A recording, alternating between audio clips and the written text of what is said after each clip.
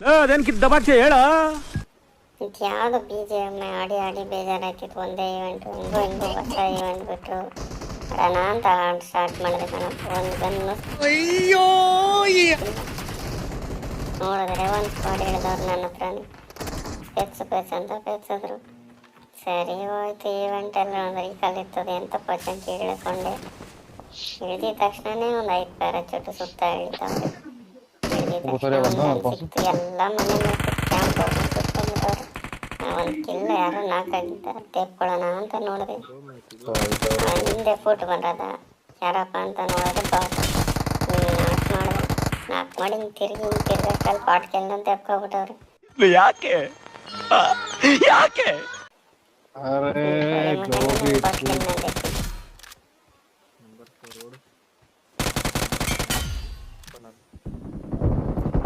Short ಗನ್ನ ಕೊಂಡಾಗೆಲ್ಲ ಇದೇ ಕತೆ ಆಯ್ತದೆ.